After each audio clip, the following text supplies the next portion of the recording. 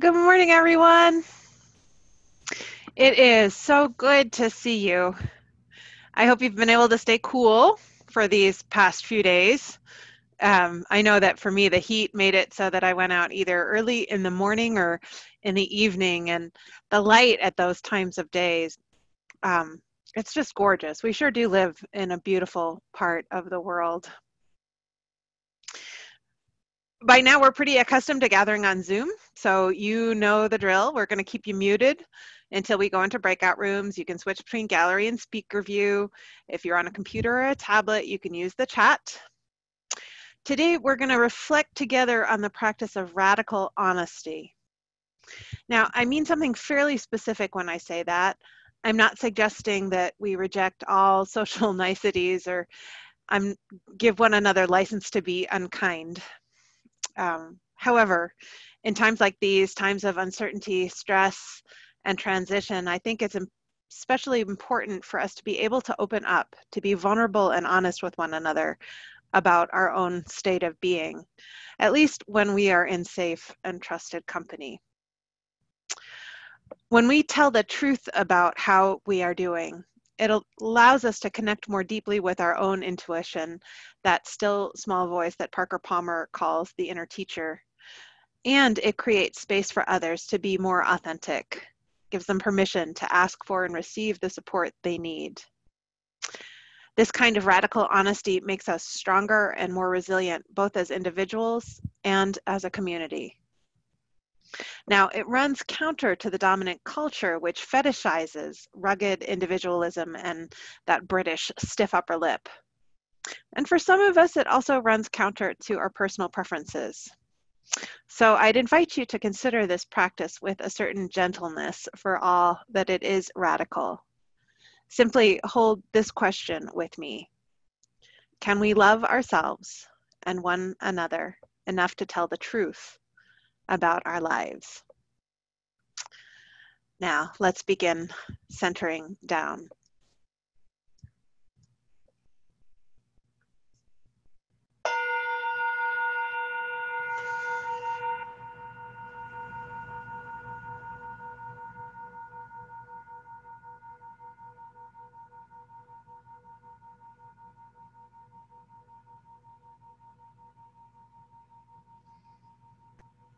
Whoever you are and wherever you've come from, whatever your beliefs, whomever you love, and however bumpy your life's journey, know that you are welcome here.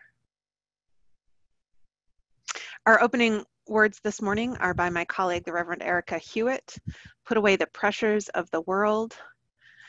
You're welcome to check in via chat as I read them, or simply listen to the words and center down.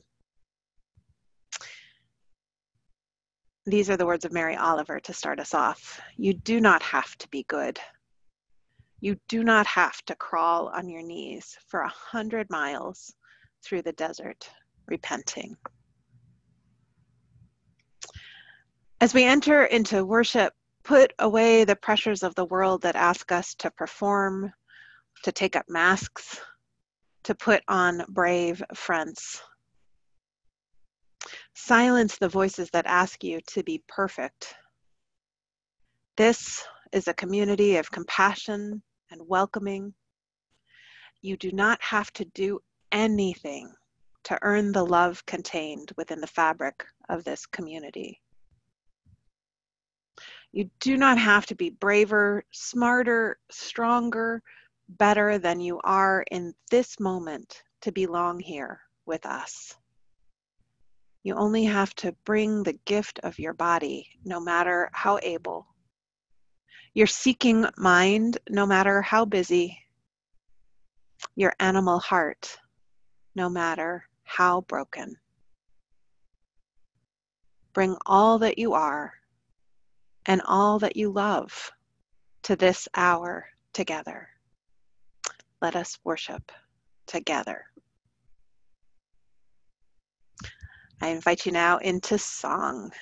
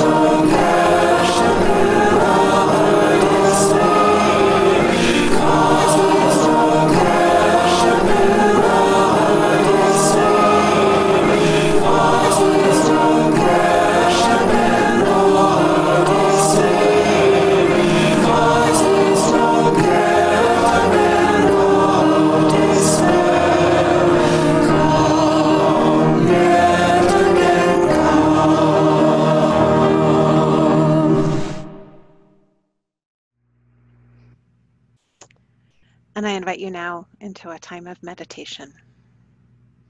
Take a few deep breaths, perhaps. Make sure your feet are solid on the ground. If it feels safe, close your eyes. Relax. I am not okay. I mean, I'm basically okay. I have a roof over my head. My mental and physical health are good. My basic needs are met. More, my life is filled with goodness, joy and laughter, love and beauty, breath and peace in abundance. But I am lonely. I miss my friends. I miss all of you. I miss who we are when we are physically gathered in our beautiful sacred space. And I am afraid that people I love will get sick, afraid that I will get sick.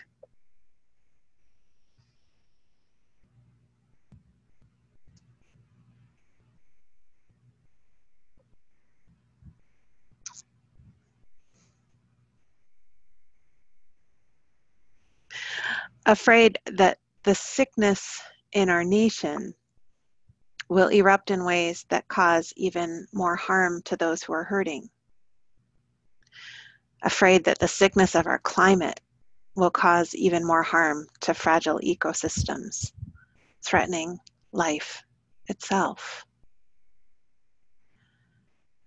In these times, I find that loneliness, fear, anxiety, uncertainty, worry are like background noise, always present, sometimes loud enough that it becomes difficult to hear that still small voice, the one that calls me forward into a better future. I'm going to take these background noises and give these feelings voice. And I offer them to you as a gift, because I know they aren't mine alone. And because when they are named, they lose their power. Beloveds, of course I am not okay. And my supposition is that you are not okay either. But together, if we are brave enough to open, to give voice, to face into our fears, to name all our feelings, together, I believe we are enough. And we will be okay. Let us rest in the silence together, letting its peace and the love of this community hold us and keep us safe just for a moment.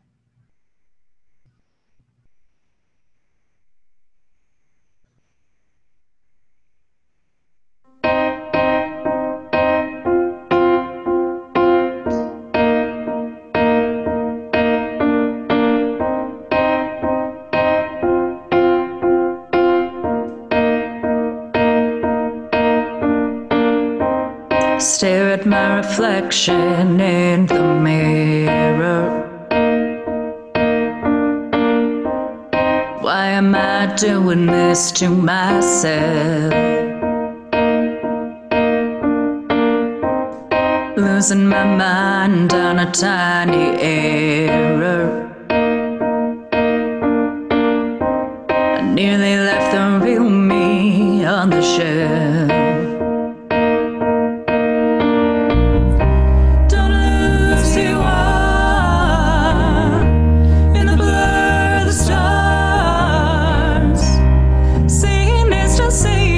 Dreaming is believing.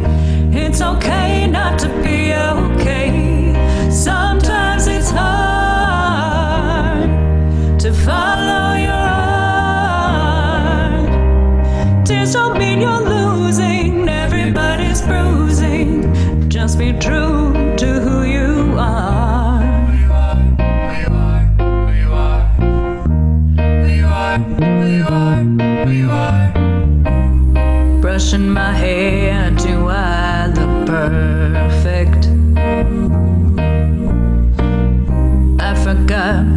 do to fit the mold. The more I try, the less it's working. 'Cause everything inside me is screaming no. Don't lose who you are in the blur of the stars. Seeing is deceiving, dreaming is believing. It's okay not to be okay. Sometimes it's hard to follow your heart, but tears don't mean you're losing. Everybody's bruising. There's nothing wrong with who you are. Yes, no's, egos, fake shows like whoa, just go and leave me alone. Real talk, real life, good love, good night with a smile. That's my own.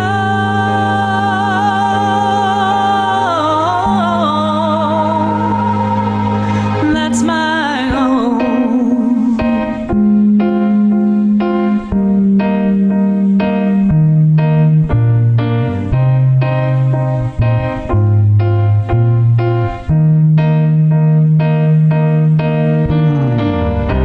Don't lose who you are in the blur of the stars.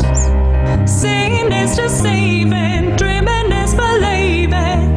It's okay not to be okay. Sometimes it's hard to follow your heart. Tears don't mean you're losing. Everybody's bruising. Just be true to who you are.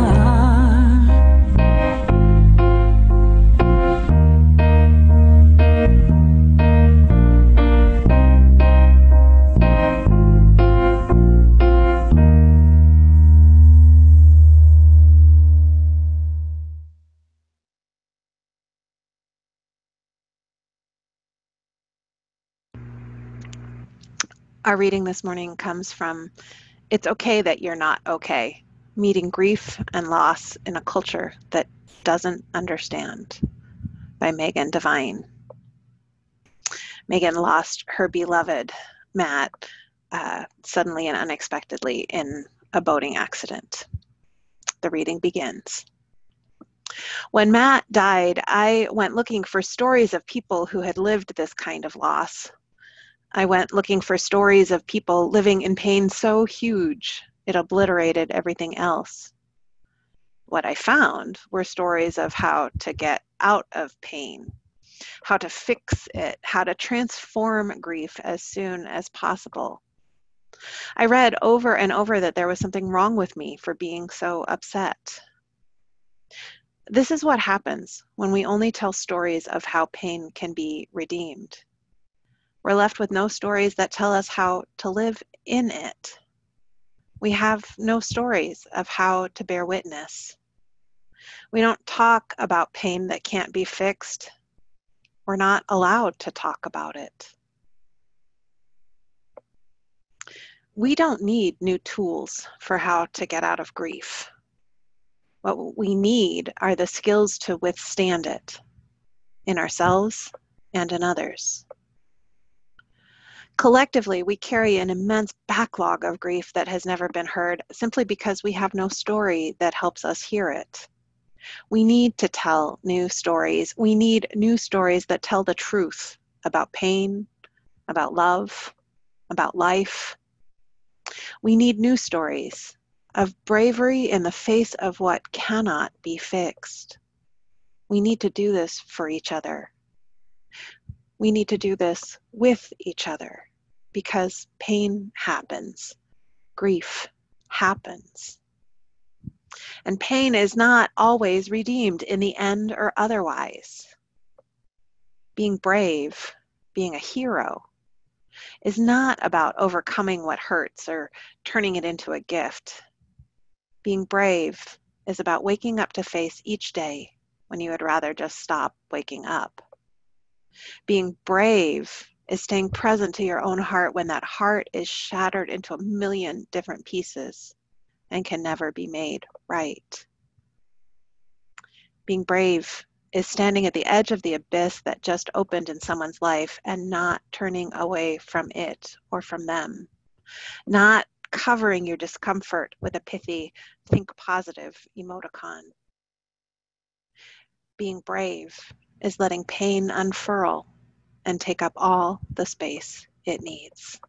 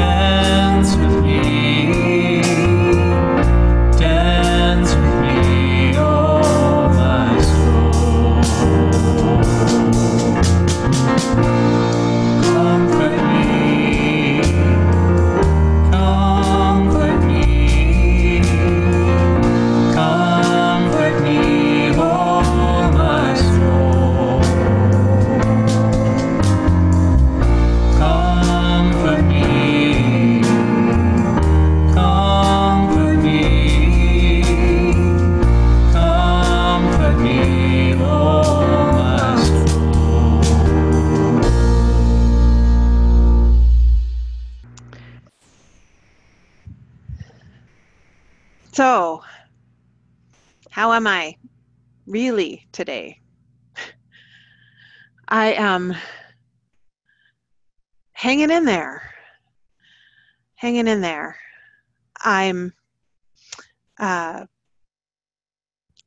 there's a lot going on in my family. I got a call just minutes before the service started that my uncle had a stroke this morning and is in the hospital.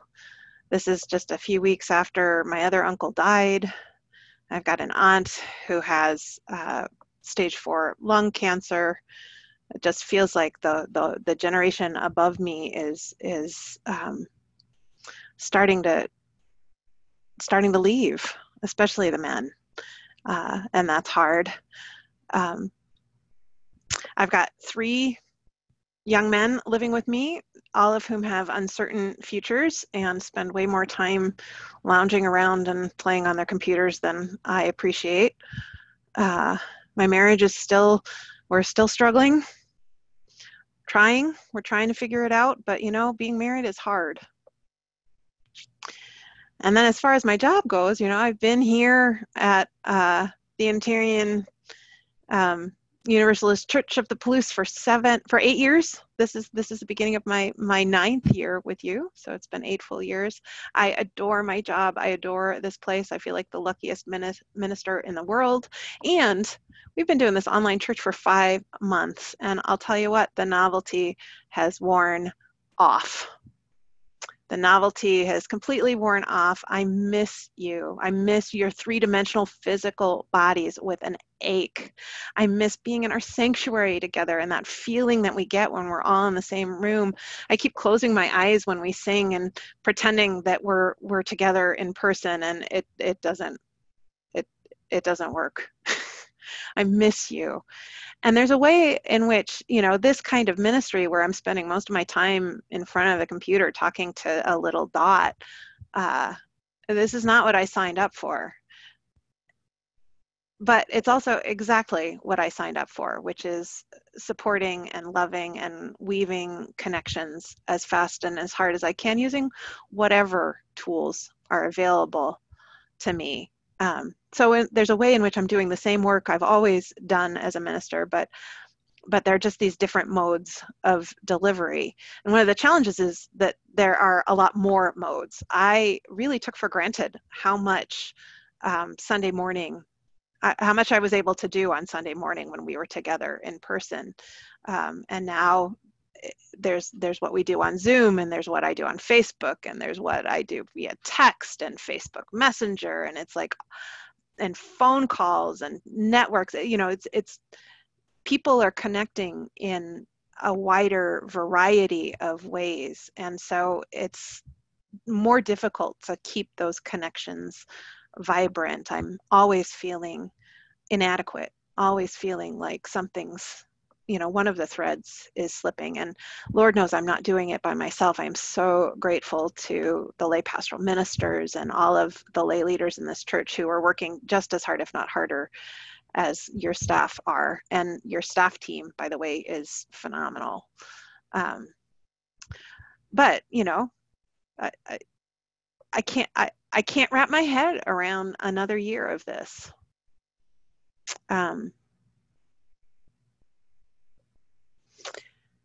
And then there's the world, right? Well, there's our country and the death of George Floyd and Black Lives Matter and the protests, and then that bizarre response. And one of the things that's frustrating for me is that it feels like locally there's not a lot we can do beyond just paying attention as best we can and getting ourselves more educated. Nancy Nelson is going to restart the Racial Justice Book Club, so if any of you want to join us for those discussions, I'd encourage you to do that. And our racial justice book drive for families has gone swimmingly, and I think so we're doing what we can do. And when things started going down in Portland, part of me wanted to just get in the car so that I could drive down and be part of the wall of moms, right? And under normal circumstances, I probably would have, but it's COVID times. It would be irresponsible, because I don't know if I would be bringing the virus from here there or from there here, and the calculus around travel and and these kinds of decisions, it's completely new and different, and the stuff that's going on is scary. And then we have this heat wave, right? This heat wave last week, which for me at least, it put the reality of global warming right back in front of my face again. It's like, oh gosh, this is what we've got. This is what we've got going on. And I snuck away for a quick camping trip, very, very careful about hygiene protocols and masking and all that sort of stuff, to Olympic National Park this past weekend. And the day after I left, a fire A forest fire started in Olympic National Park near Lake Crescent, and it's still burning, and they can't get it under control. So here we are. We're at the start of fire season. So, and then, you know, there's the stuff in personal lives, and we all have that stuff. We all have, you know, I told you about the stuff going on in my family, and I know that every one of those little boxes that I see on my screen with the precious and beloved faces, you have stories upon stories upon stories, and I know some of those stories and not all of them, and but I, you know, I have no doubts that they're there. And this virus, I mean, COVID, I think we've gotten to the point in the epidemic where everybody knows somebody. Everybody knows somebody who has it and got really sick. Most of us know somebody who, if not, I'm at the place where I know a number of people who have had it, and then I'm 1 degree removed from people who have died. So I have friends who have had family members died. I have a good friend who lost her brother and his wife, and another friend who just lost his dad.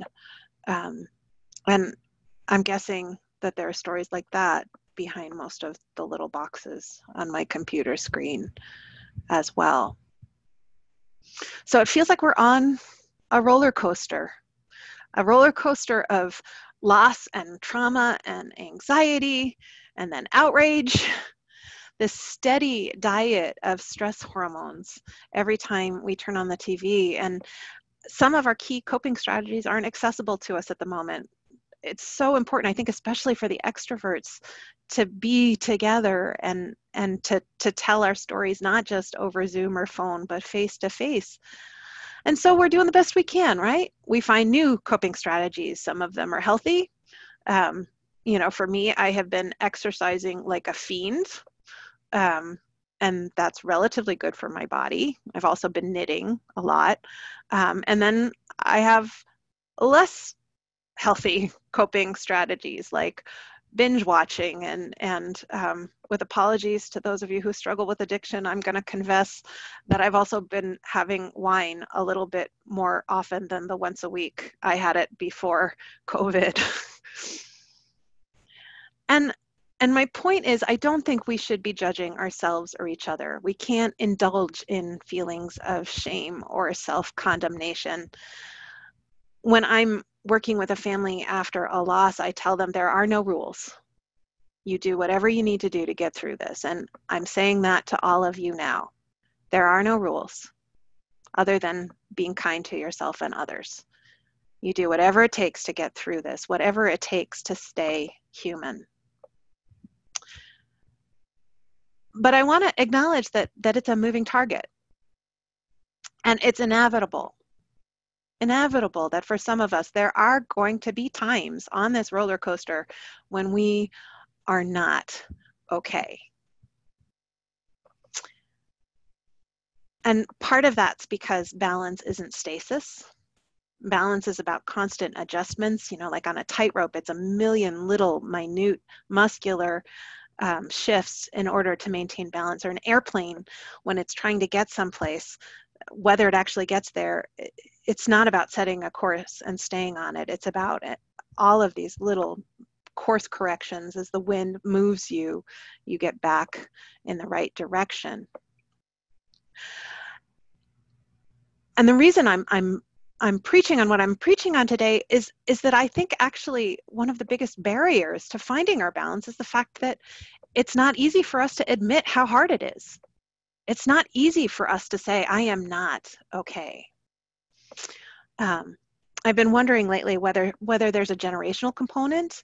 And I know, you know, when we talk about generational analysis, we're using sweeping generalizations, and there's always going to be exceptions. But I look at it through both some articles that I've read and the lens of my own family. And, you know, for the members of the silent generation, I think of people like my grandmother, and her mantra is more or less, we don't air our dirty laundry, right? She is fiercely judgmental of people who show weakness or messiness, and she trained her children and her grandchildren to soldier on and present that good face to the world. And then you have the boomer generation, right? And I think of my mom. And my mom just doesn't like to feel bad feelings. She just doesn't like to feel them. She wants to stay positive. And so her coping strategies, a lot of them tend toward the distancing, the denial. She watches a lot of television. She keeps really super busy and has acknowledged that she doesn't like feeling grief, so she just stuffs it. Generation X, that's my generation. We present this tough exterior. There's a whole series of memes and discussion online right now about how Gen X was born to handle this pandemic. And that's because we're latchkey kids, and we survived for our entire childhood on a box of stale cereal and reruns of Charlie's Angels. So, there's that like tough exterior, but inside we're not doing any better than anybody else. And then we move on to the younger generations, right? For millennials, the most valued characteristic is authenticity. And then you look at Gen Z. And Gen Z are on fire right now. They're like, hello, this world is messed up. Will you guys fix it already? And if you won't fix it, will you get out of our way so we can fix it? And all of this makes me wonder if this is a good time for us to be learning from our youngers. For me, a key lesson in the last 5 months is that we are in this together. There have been these moments when someone tells the truth, whether it's a colleague or a member of a committee or a team, and someone just tells the truth, and it's open space. And you can see everybody's shoulders go down, and we all start breathing more deeply. And because it's okay to tell our truth too.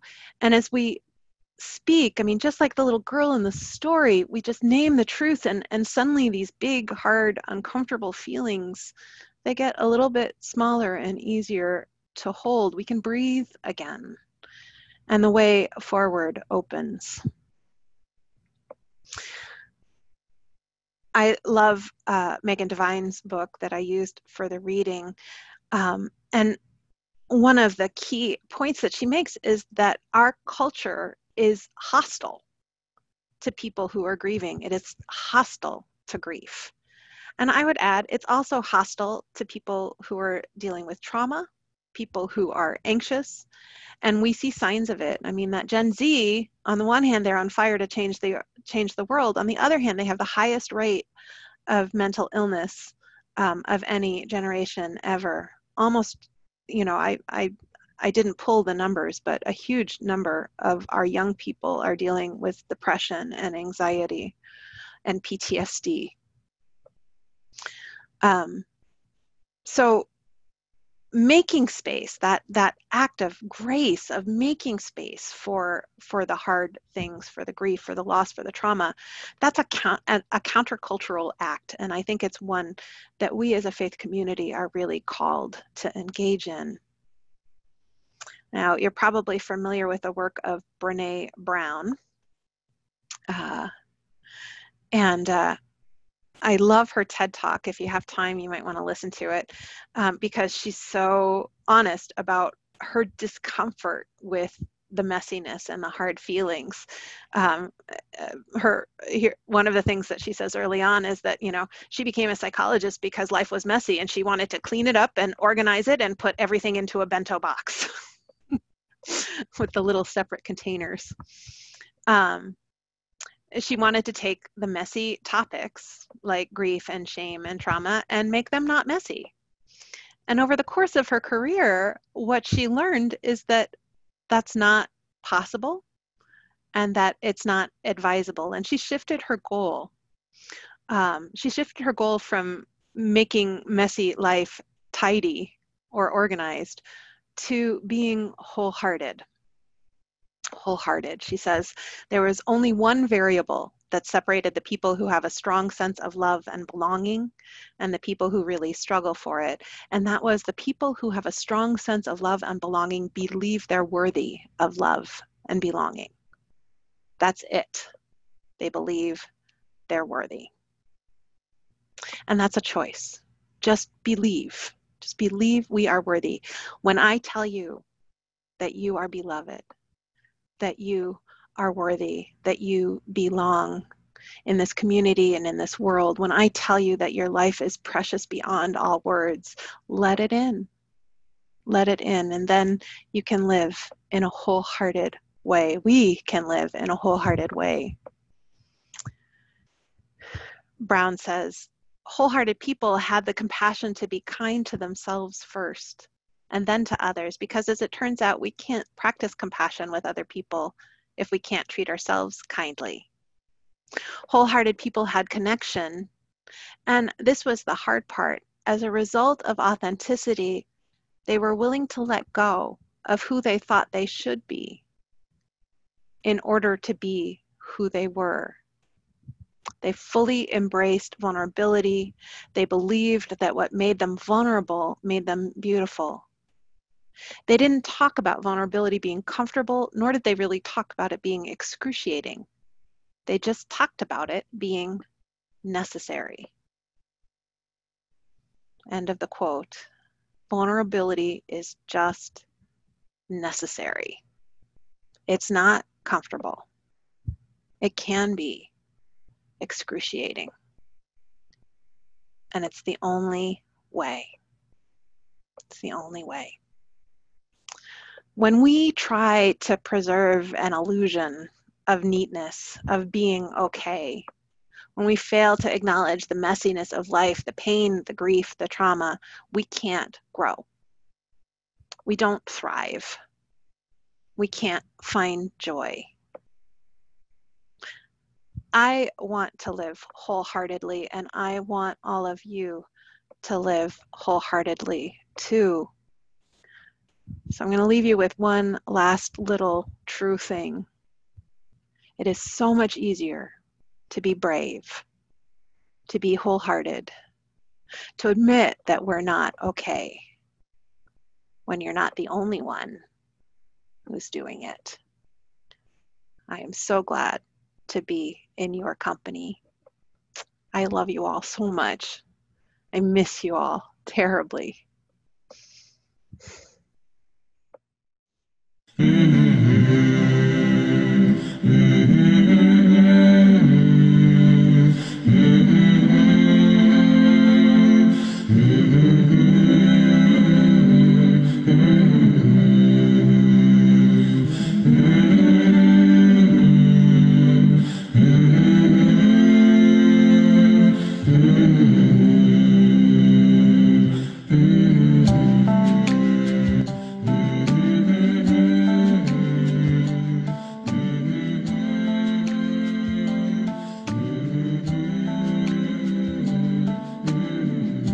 Will you pray with me now?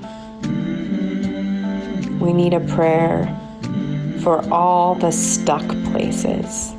The stuck places in us, in our bodies, in our hearts, our minds. We need a prayer for the stuck places in our families and in our world. For all those days when it feels like everything is caught in an endless loop of same and status quo and sterility. What has been is what will be, and what has been done is what will be done. Those are words from thousands of years ago. The book of Ecclesiastes, still they ring true. What has been is what will be. What has been done is what will be done. Spirit of truth, this is our prayer. Help us to get over ourselves. Help us to release the restrictions that fear and grief and white supremacy have kept on our imaginations. Open us to the holy possibilities, the holy possibilities that are available to us in this moment and in every moment. I mean, connect us to the change that is everywhere. The change that is in the dirt, the change that is in the trees, the change that is in the rocks and the river and in the yellow squash flower and the once in 6,000 years appearance of flying stars we barely manage to catch a glimpse of now. But we do. There's a truth beyond our knowledge. There's compassion beyond our pain. There's a future burning brighter. There's a love to guide our way. Connect us to our own power, to the shifting plates of our hearts, the ancient dust we contain and shed with each breath, each step, and tend still to the grief of all that has been lost. Tend to our grief and all we keep losing.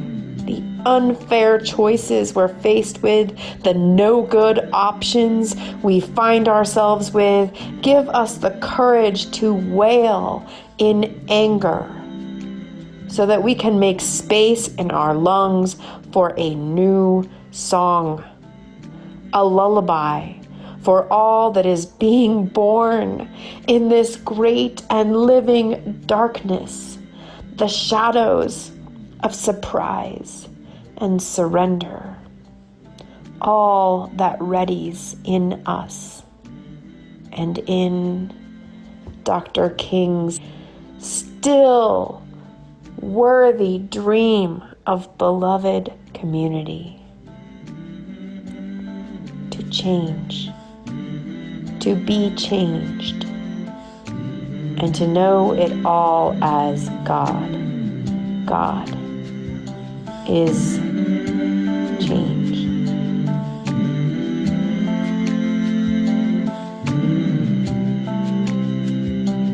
There's a truth beyond our knowledge. There's compassion beyond our pain. There's a future burning brighter. There's a love to guide our way. There's a truth beyond our knowledge. There's compassion beyond our pain. There's a future burning brighter. There's a love to guide our way. There's a truth beyond our knowledge. There's compassion beyond our pain. There's a future burning brighter. There's a love to guide our way. There's a truth beyond our knowledge. There's compassion beyond our pain. There's a future burning brighter. There's a love to guide our way. We give thanks for this.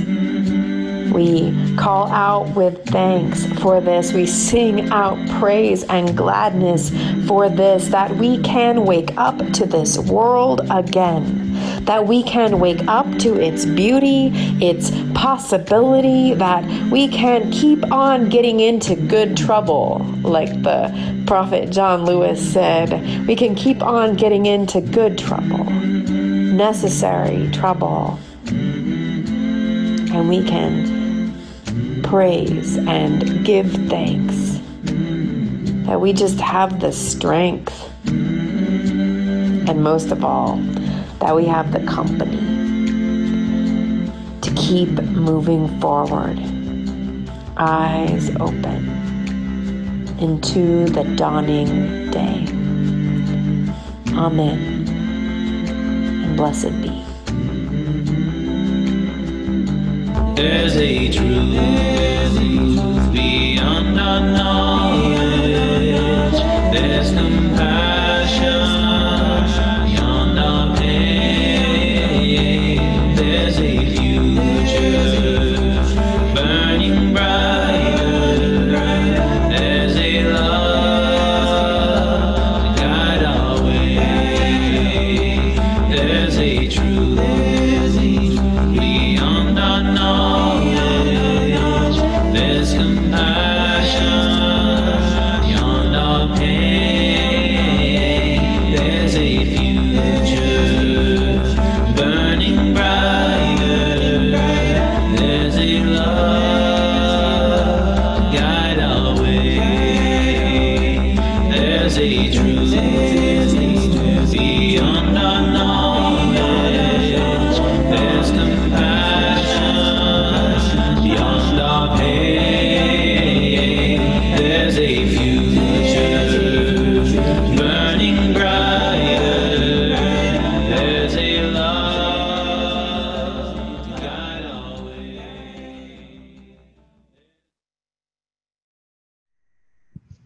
There's a truth beyond our knowledge. There's compassion beyond our pain. There's a new day burning brighter, and there is so much love to guide our way. Will you join me in saying our words to extinguish the chalice?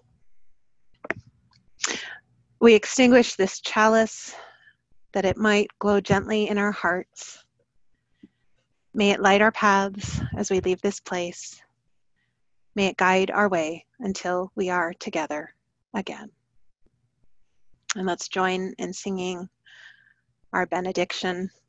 There is a love.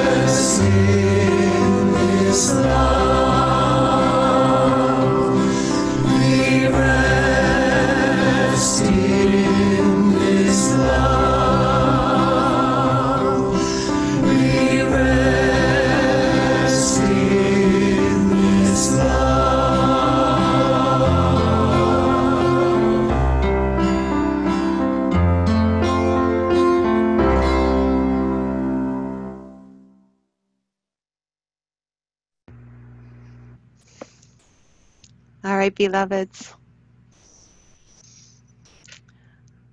We're going to head into breakout rooms for some coffee hour time. Sam's going to try and figure out how to move me around so I can see more of you. I will do my best. All right. And whether you stay or whether your day, you need to move on with your day, please know that you go with love, you go with my love, you go with the love of this community, and that together we really are. It's all going to be okay. Go in peace.